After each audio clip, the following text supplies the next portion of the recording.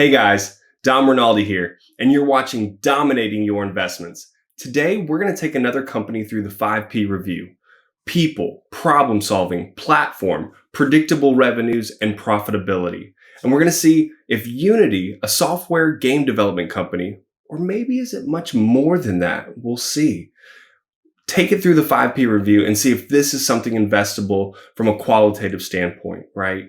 Before doing a major deep dive. And I can tell you, after looking at this company, I do hold shares, but I am really excited and I want to dive way further into this company on another episode where we really get into the weeds. But let's see what they do with the 5P.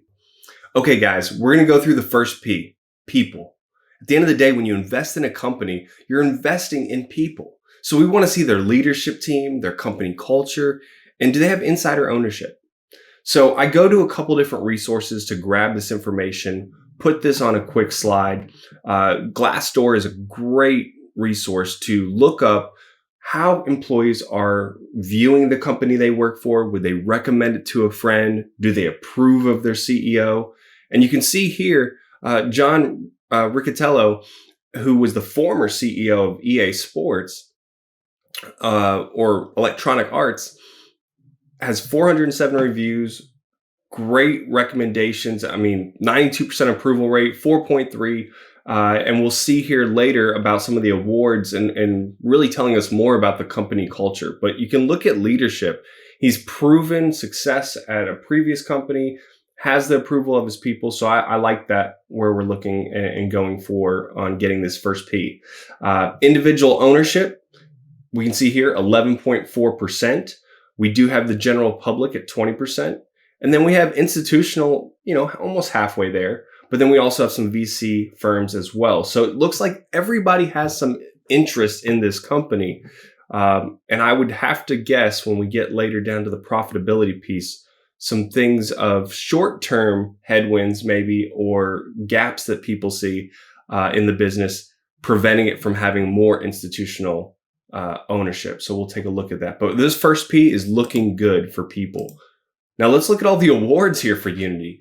2021, best workplaces to be at. Built-in 100 best large companies to work for. Best place to work in Austin, Seattle, San Francisco. That's a great start for just this past year. But you look, the history has shown that it's constantly been a best place to work at and an innovator in their industry. In fact, I couldn't even keep all of the awards they've won past 2017 because didn't have really enough room on the slide. So you can see here, they also have pledges and certifications around diversity and tech hiring and equality pay. So overall, this breeds a great company culture. And you can see they've gotten the awards to prove it. So we're going to give them that first P. I would have to say that is definitely a check mark. Problem solving. Do they impact a large total addressable market? So I took this from their website verbatim. At Unity, we believe the world is a better place with more creators in it. This philosophy is centered around serving creators and is the beating heart of our company. It motivates each and every one of us to serve the global creator community, to help solve the toughest engineering, data, and operational problems so that anyone can create and operate.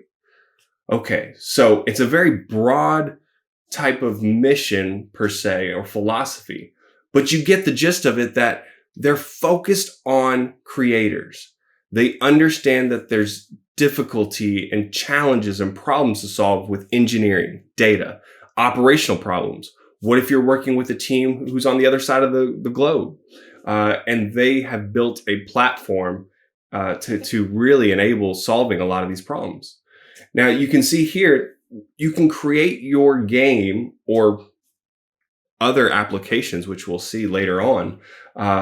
Your creator final product can be created once and deploy across 25 plus leading platforms and technologies to reach the largest total addressable market, right? The largest audience. So this solves for the problem of having to rebuild a game or an application every time you have a new operating system to serve for. So you can see here we have iOS, Android, Windows, PlayStation, Xbox, Microsoft HoloLens, that's for AR and VR, Oculus, Linux, So you see all of this coming to fruition, that you can start making experiences and games, and we'll get into all the other industries this actually plays into, um, and make it universal. Whatever the creator or the artistic team designs, they can have it go across the entire spectrum of operating systems and devices for it to be on. So, problem solving that impacts that large channel. Let's take it a little further. So, why Unity? More creative iteration, they're saying. Unity's real-time platform gives unprecedented creative freedom over traditional rendering pipelines. By realizing your vision as fast as you can create it, instead of waiting hours or days for rendering, you remove all barriers to artistic experimentation. So for you guys who don't know what rendering is, it's basically once the 3D models and animations are created for a game or a design for a building or whatever it may be, the servers and the graphics card and GPUs have to render and create those actual 3D models into the final product that can then be used for the game. And these are all the different frames of an animation or a trailer, or whatever it may be. And so that takes a lot of compute, that takes a lot of server power and capex expenditure. If you're going to have to spend that to have the ability to render things faster. But we're going to learn that Unity has a platform, a cloud-based platform that allows you to do it faster. So we can see here, faster production with shared compositions, accelerated rendering, and plenty of options to automate the non-creative tasks in between. Unity makes it possible to deliver shots, scenes, and entire episodes in days instead of months. So what does that tell us? We always say that time is the most valuable asset we always have. So we're getting time to value to deliver a product faster or make edits to a scene or product. Wider integration, so the pipeline developers can work with Unity out of the box or create a real-time workflow custom made for a project using the broadest platform support. So we talked about that earlier, being able to have it on multiple operating systems.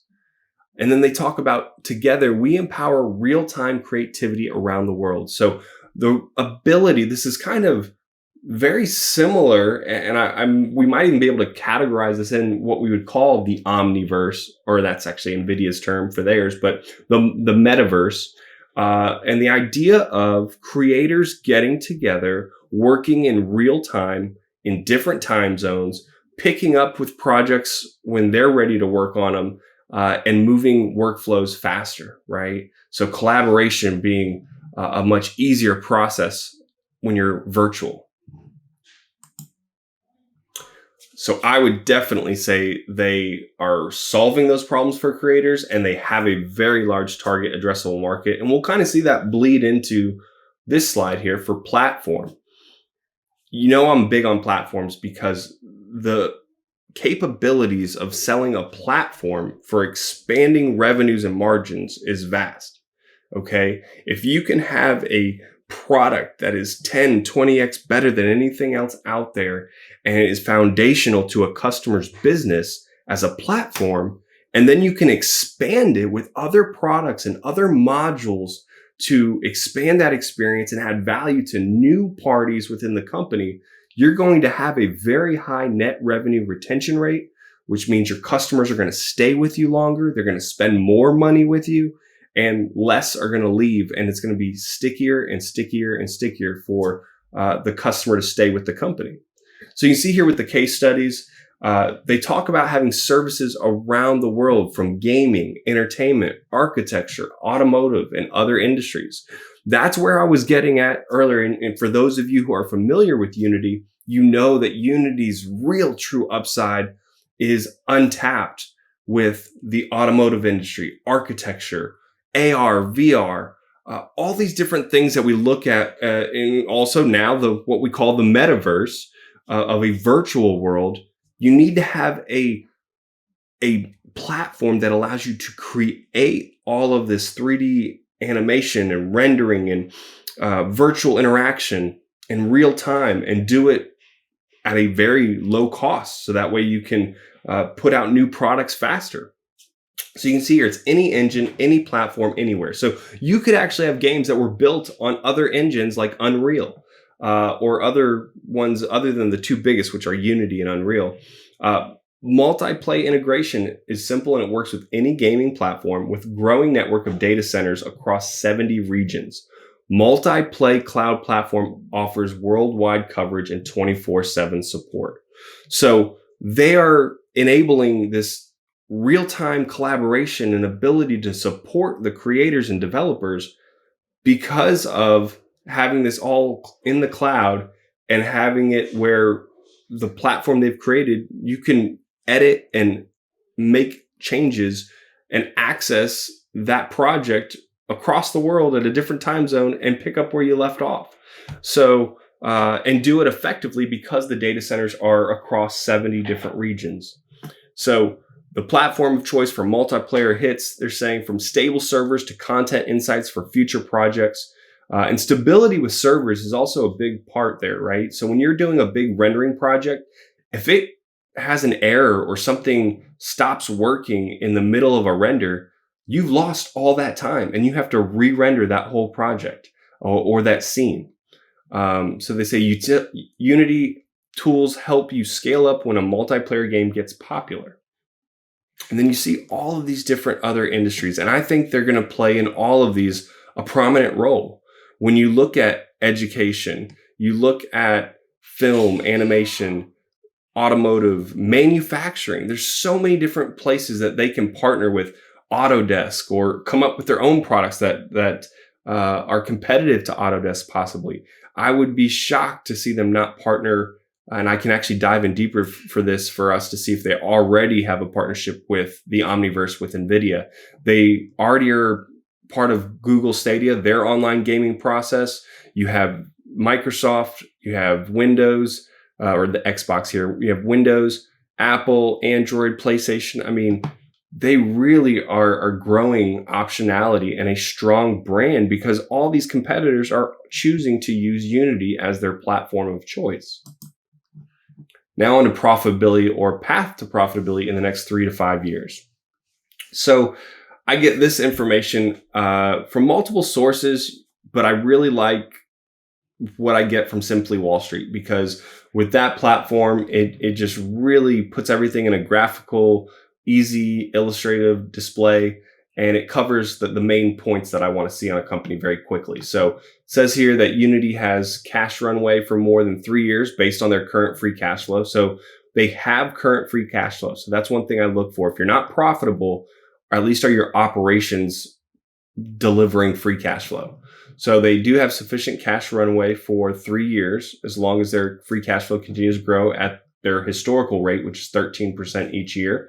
I would anticipate that to grow as they get bigger. And then you can see here, look at the revenue. You can see $1.8 billion in 2 years they're going to be at, right? 1.8 billion, but they're still not profitable. I understand that people, especially with inflation and everything going on right now, profitable companies are being rewarded. However, I want companies like this that have a platform, that have a large TAM, a competitive, new emerging technology environment and trend. I want them to spend their money on the business. I want them to capture more market share. I want them to have more money spent on R&D. I'm not trying to sell my earnings of a stock in 2 years. I'm investing in this company as a long-term investment that I believe in this company and their leadership and what they can accomplish 10, 20 years down the road. And when they choose to be profitable, they will turn those levers on and they will spend less and will need to spend less on R&D and market share and everything else. But we really learned through that Amazon blueprint of if you have a great product and you build out networking effects and a large total addressable market and focus on market share and capture it and keep it, which we saw earlier, you will then be able to turn on that profitability meter and that will change the view of what institutions look at for you. So you can see here, 23.9% revenue growth, 30.6% annual earnings growth. So you can already see they're outgrowing the industry, they're outgrowing their market. Those are two things I look at very closely. And so if they keep these growing, analysts could be wrong about when they turn profitable as well. But once again, I'm not concerned about that. I'm concerned about do they have that path to profitability? I think they have a path to profitability in 5 years. I don't think they're going to have it in 3 because they're choosing not to, and they're choosing an investment. They just made that big acquisition of Weta Digital, the digital special effects company that did Lord of the Rings, Kong, just tons of awesome special effects movies and cinema. And now those tools and those abilities will be available for all creators for gaming and all these other industries. So it was a very smart acquisition, in my opinion, but they're not going to be profitable anytime soon. So that one's going to probably have to be an X. But predictable revenue, margins, and sustainable growth, right? That's another piece on why we like SaaS-based companies, software as a service, is because it's reoccurring subscription revenue. Or we look at, companies that have consumption-based revenue. I really like those as well, because if a customer is consuming more, that tells you not only are you getting more revenue, but they are getting the value and the ROI of the product. And that says a lot about the platform they're using. And so you can see here, they're debt free, which is a big thing for me. I really do look for a lot of companies to have free of debt, especially with the times that we're in, just because that gives them more strength to endure times of inflation, or if the stock market crashes or whatever it may be. They have operationally taken care of themselves and can withstand any kind of trauma in the short term.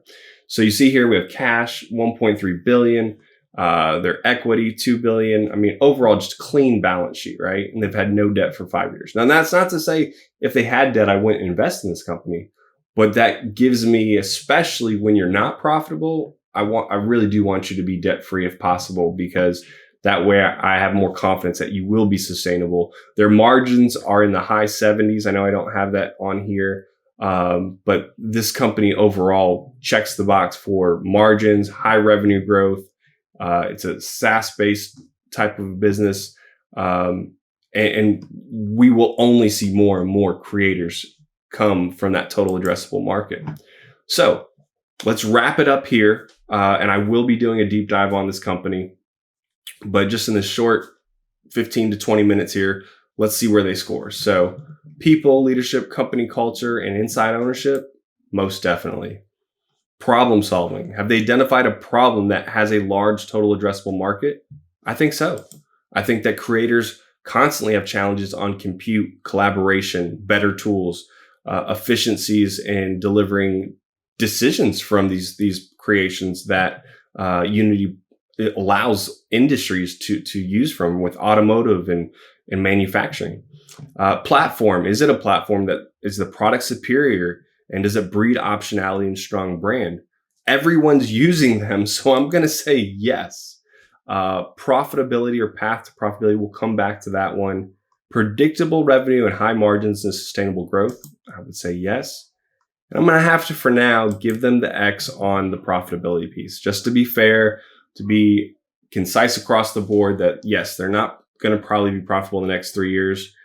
Based on what analysts are saying. That doesn't mean that can't change, but with what they're investing in the business, I really don't care if they are or not, because they're free cash flow, zero debt. But 4 out of 5 is still really good, definitely investable in my book. And after just seeing all the optionality and the large TAM that this company has, it makes me wonder why don't I have a much bigger position already in this company? Well, I hope this gave you an insight on Unity and really got to learn more about the company and see that it's so much more than a gaming development software company. And there's a lot of optionality. It has 4 out of the 5 Ps, and it's poised for great growth and has zero debt. So I'm excited to do a deep dive on this company here soon. One thing I would ask, if you like this video, make sure to hit the subscribe button, maybe somewhere over here. And also like the video just so we can beat those YouTube algorithms and get more people to see this channel, as I love doing these deep dives and 5P reviews for you guys. Thank you again for watching. And remember, it's never too late to start dominating your investments in the stock market.